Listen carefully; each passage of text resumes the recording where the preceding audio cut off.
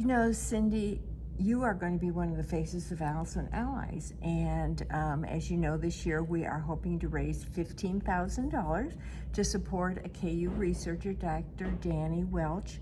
And he's conducting research, and this is a portion of that research, all on the cause and focus on metastatic breast cancer. Can you talk a little bit about why research is so important to you and the metastatic breast cancer community? Well, metastatic breast cancer is what you die of. That's the killer of breast cancer. Everyone who dies of breast cancer dies of metastatic breast cancer. So we've got to find a way to stop that. And research is our only hope. I know my doctor is Dr. Gregory Crane at KU, and I've had him the last 9 years.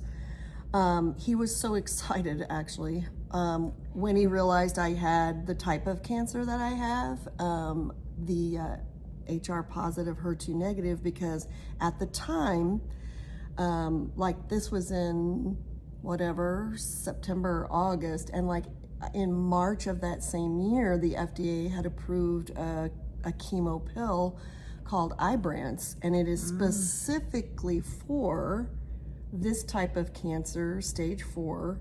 I mean, he was so excited. And he said, now what this will do, he said, is this pill will prevent, you have cancer cells coursing through your body forever and ever, amen. He said, so this will keep it from finding a place to land and grow and spread. He said, and it was new, so he said, research is showing that, you know, it should hold off your cancer for about 2 years.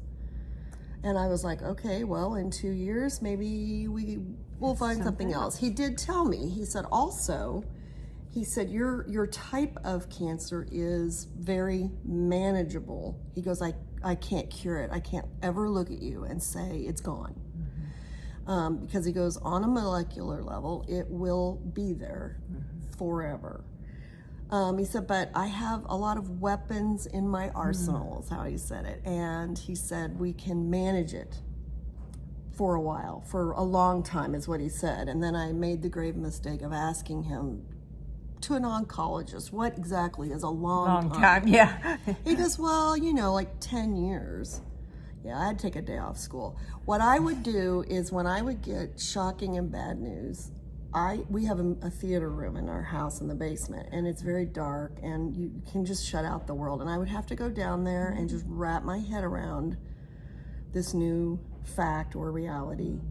And then I could share it with my family and my friends, and you know, but I had to get okay with it first. Yeah.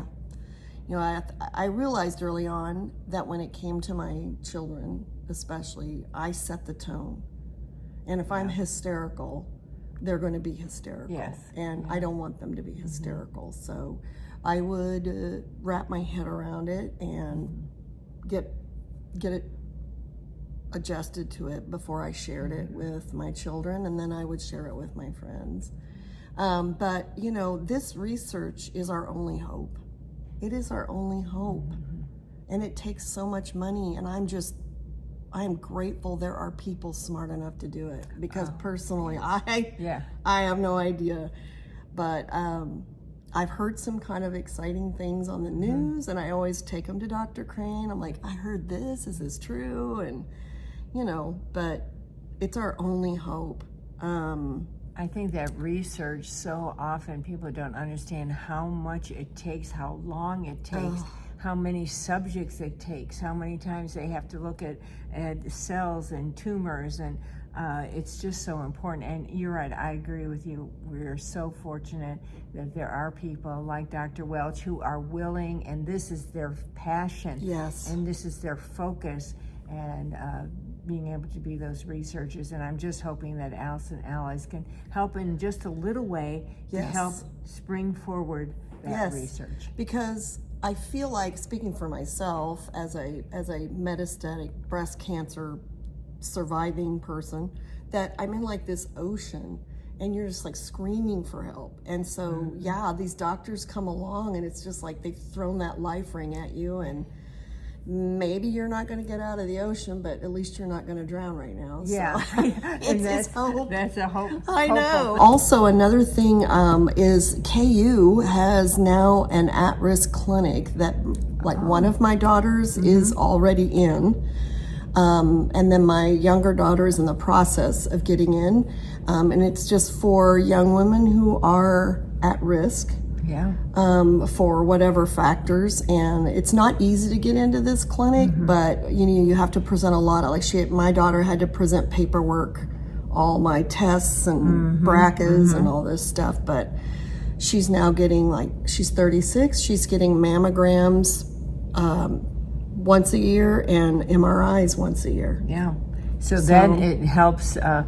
Obviously, it's younger than the American Cancer Society is recommending, though they just lowered the age, so that part is good. But this way, you have some individuals who are going to get information and be able to attack, if you will, if something should show up. Yeah, because early detection is everything. Everything. Everything.